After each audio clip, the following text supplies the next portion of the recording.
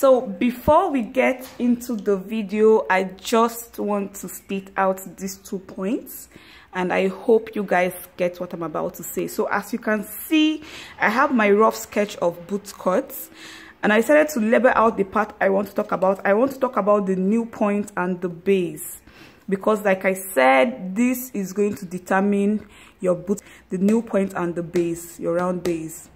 So yeah, the first point is the base. Let's talk about the base. The wider the base, the fuller the flay on your bootcut. If you want the base of your bootcut to be moderate, you go ahead and use 4, 5, 6, 7 inches. I think, let's say 5, 6, 7 inches.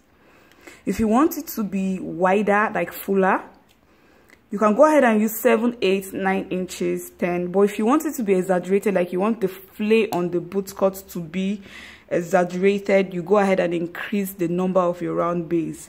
So the more you add to your round base, the wider your bootcut gets. So if you want it to be wide, just go ahead and keep adding inches, and yeah, that is it. Now for the new point, which is the second point. If I desire my bootcut to flay directly under my new point, I will go ahead and then connect the new point to the base, just like this, just as I have done here, as you can see. But then if you don't want your bootcut to start flaying from directly under your new point, you can go ahead and, you know, take inches below your new point and start the flay from there. Example, I don't want my bootcut to flay from my round knee where my new point is seated. I want it to start flaying 4 inches or 5 inches below my new point. All I have to do is I'll go ahead and take the 4, 5 inches below from my new point. Like for my new point, I'll place my tape, calculate 4 to 5 inches, and then from that point I'll connect it to the round base and then connect it to the new point, like that. So if you want your bootcut to start flaying way below your new point, you go ahead and take inches below and start your flay from there. I don't know if you guys get what I'm saying, but let's get into the video. I think the drafting out the pattern is going to enlighten you guys. First thing, I'll go ahead and take 3 inches from the top of the brown paper to the base. This is for the flay. You can decide to use 4 inches, 5 inches, 6 inches. All depends on how wide you want your bootcut.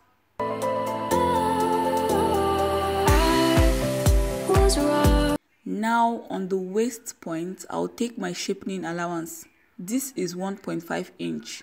So I'll be taking this after the 3 inches. The next step is to take points.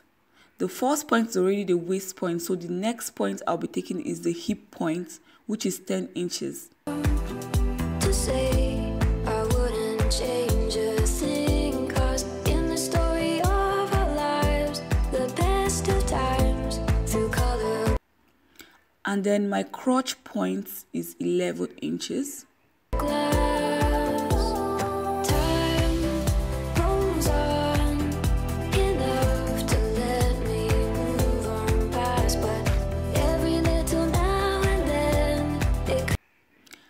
And for my new point, I'll be using 21 inches.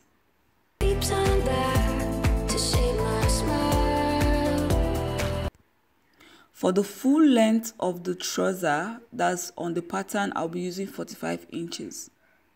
Now it's time for me to divide my round measurements. The first is the waist. My round waist is 32. 32 divided by 4 gives you 8 inches. My round hip is 42. 42 divided by 4 gives you 10.5.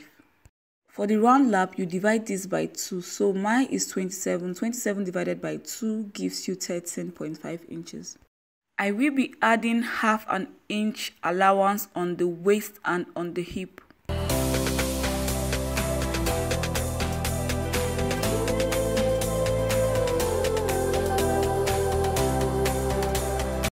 And on the crotch, I'll be adding 2 inches allowance. Next step is for me to connect the waist to the hip with a straight line, and then the hip to the crotch with a curve.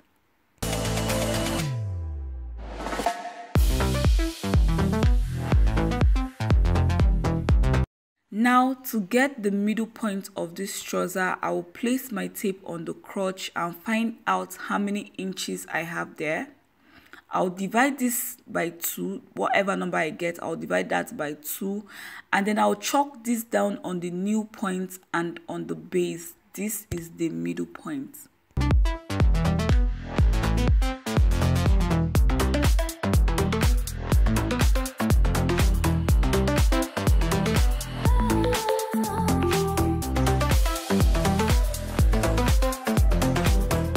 Now on the new point, I'll divide my round nail by 2, and then whatever number I get, I'll be chalking half of it from that middle point. I'll chalk half of it to the left and the other half to the right from the middle point.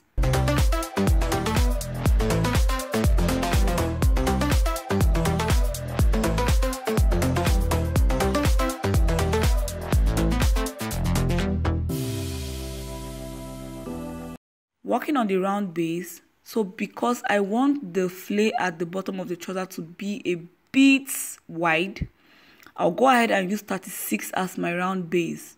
If I divide 36 by 2, I get 18 inches. That means I'll be chalking half of 18 inches to the left from the middle point and then the other half to the right. I will go ahead now and connect all points together. I was wrong to say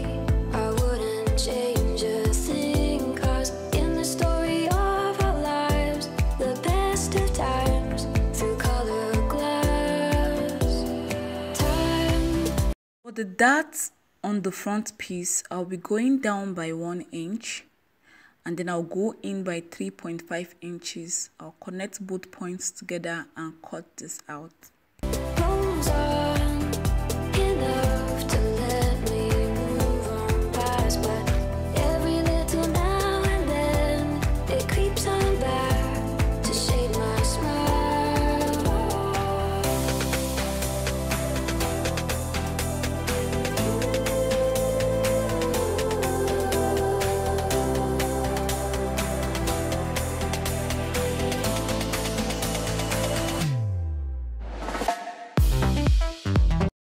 To draft out the pattern for the back piece, all I have to do is bring in a new brown paper, place the front piece on the brown paper and chalk 1.5 inches on all measurements, and that is it, guys.